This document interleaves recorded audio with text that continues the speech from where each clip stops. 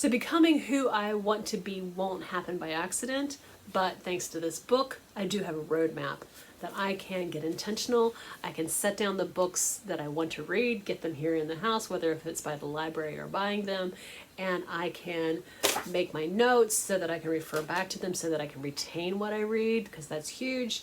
And the transformation is on its way. Help has arrived.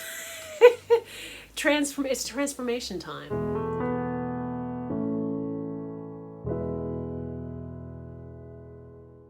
Hello friends, I am fresh back from vacation. How do you like the crown that I made while I was away?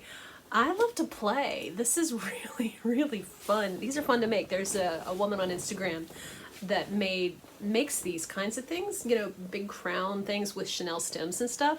And so I watched one of her things about how she made it, and I was like, yeah, that is happening in my near future. So I had taken some time off and sat down to play at the Airbnb where we were. We did a little Mennonite vacation. It was so much fun to explore my Mennonite roots while out there on vacation. We'll talk about that another time. Probably will end up in a blog post or something. But I want to talk today about what brought on the adventure, the vacation, because it was so incredibly needed. I don't know if you have ever had this feeling where you feel like you have the sense that there's someone you're becoming, that there's something that you feel called to, that it's important, that it matters. It's the kind of thing you give your life for, and you try and you try and you try and you work and you work and you work, and the only thing you get is like great big huge frustration. Is it just me?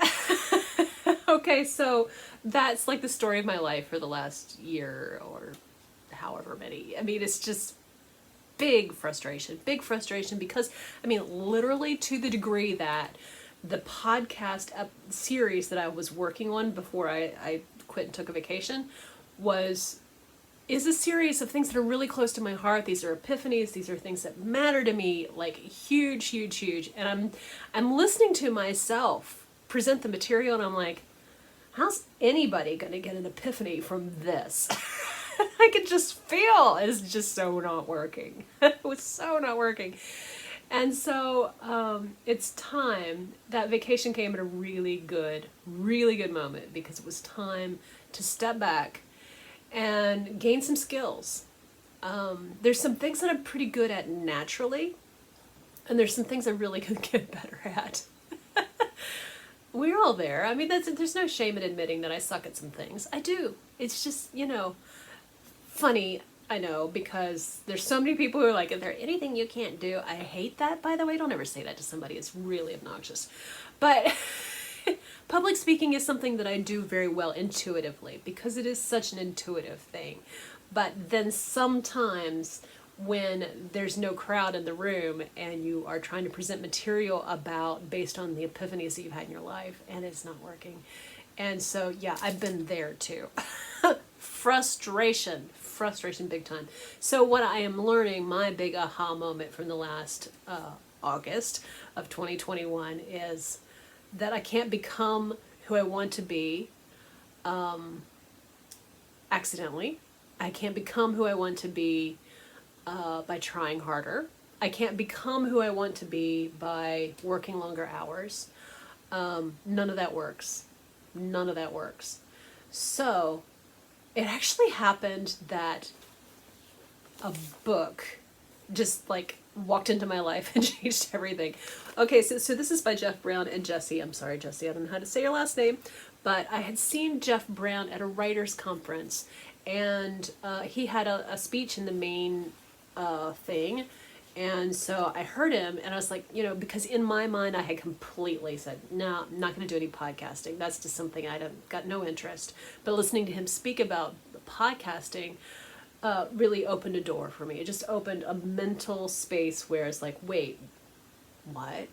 And so I went to his breakaway session, and it was phenomenal. And from then on, I have been a fan. Now, I have listened a number of times into his Read to Lead podcast, and found some books there that were like rocked my world. Absolutely rocked my world. And so when I heard that he was coming out with a book, I'm like, I am so on that. I am so on that. And as it happens, it's like one of those things, because this corresponds to this moment when I'm ready to pull out my hair in desperate need of vacation because it's not working. And I don't have the skills that I need to do what I really feel called to. And then this shows up. And I literally said out loud, I don't have time to read. I'm busy with work. I've got work to do. Number two, I feel lazy when I read. And then as I, it's interesting, I was thinking about this a while back. I feel lazy when I read, right? This is a mindset issue, obviously. But I remember as a kid, I read a book a day, and through whenever I figured out how to read, and the books were amazing, from elementary school into middle school into high school, a book a day.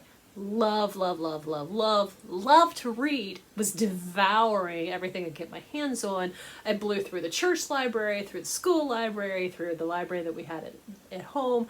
I just was eating up everything. And it wasn't just like fiction and stuff. There was some really interesting, fascinating biographies, all of this. Anyway, there was a point at which my mom had enough. I don't know if you know anything about the Mennonite subculture when it comes to women, girls, teenagers.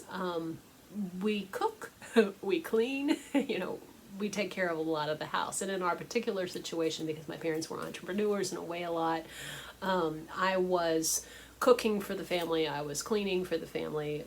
Those were my jobs very, very young. And so reading was viewed as me trying to get out of work.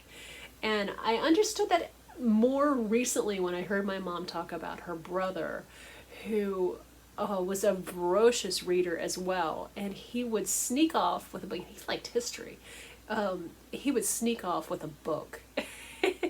And I learned from her in a more recent story she was telling that felt to the rest of them like more work for them, because he's out there with his nose in a book. So I understood that when I heard that story, I really understood where my own sense of reading is shirking your duty, you're not getting your work done, it's being lazy, all of those things that had been in my mindset, I began to understand why and where they happened. But the beautiful thing about this book is that he spends the first section going through the benefits, just lays out the benefits of reading. And there's a couple of those that really got my attention. And there's more than this, but the ones that really hit my attention were, number one, stress relief.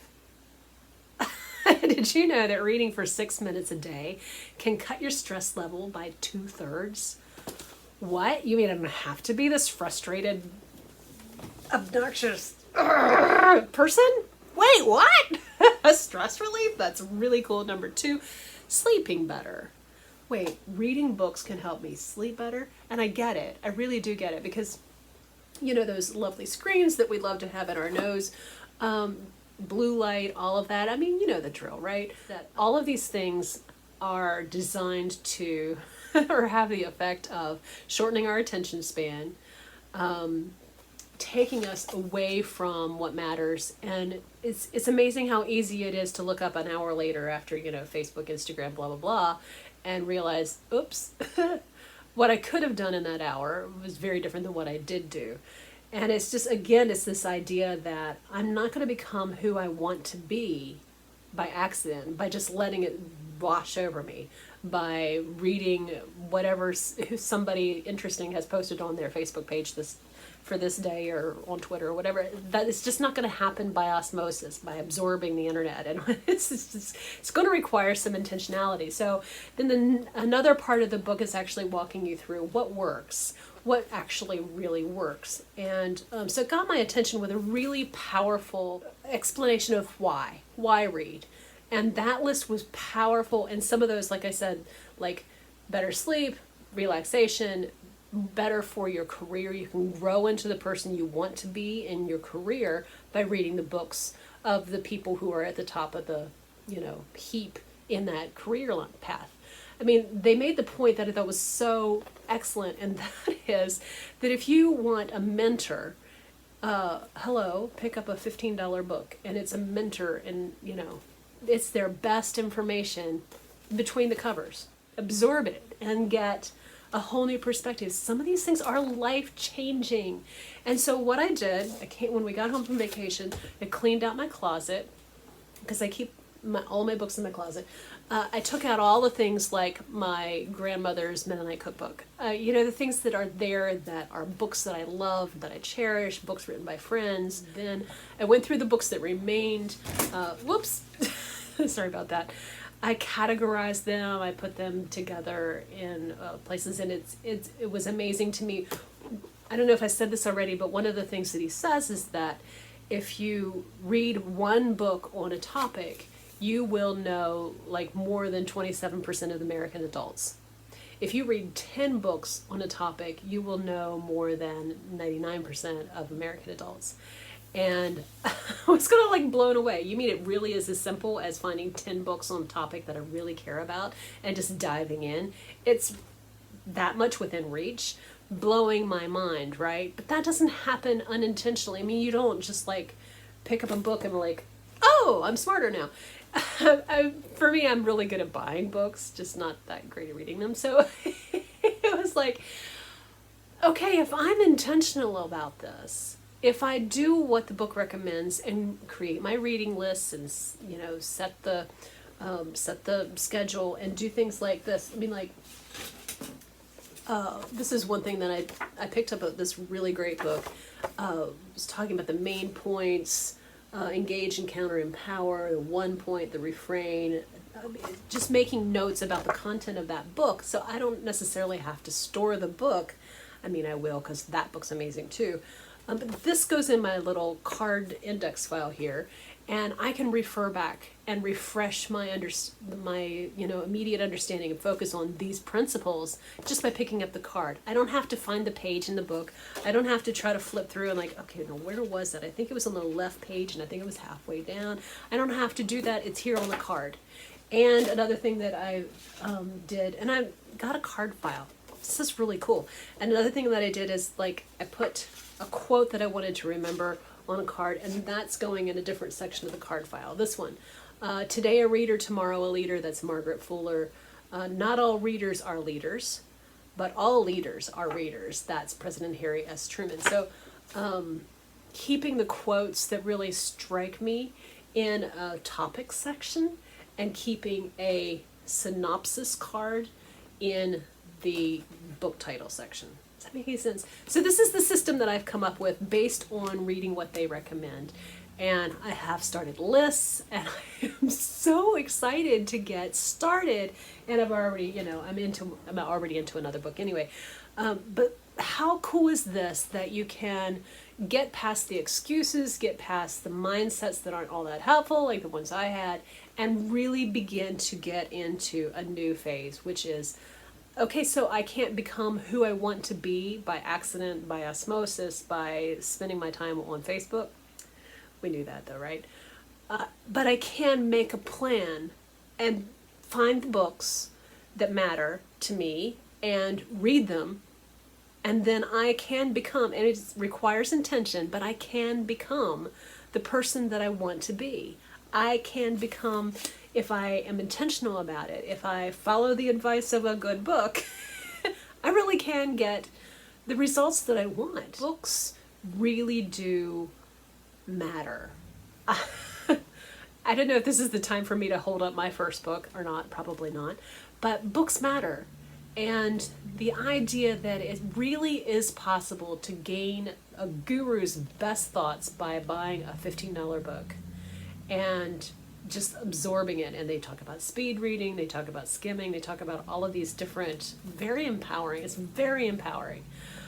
So I really can become who I want to be because I am reading the book and I'm following its advice, and I am really, instead of feeling like, oh no, reading is something I can't do, I don't have time for, blah, blah, blah, I really feel like the book has taken me from a place of overwhelm and I can't do that to a place of empowerment.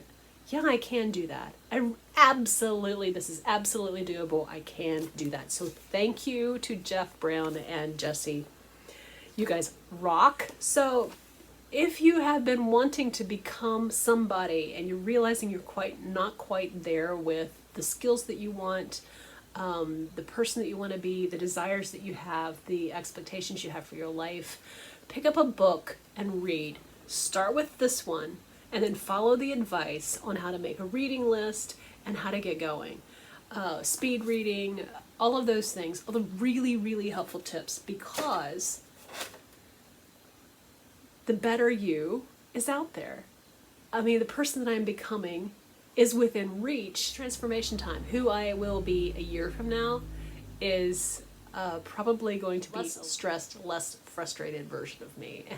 Hey, that's a good thing. I'll take it. I'll absolutely take that. Thanks so much for watching. I really appreciate it.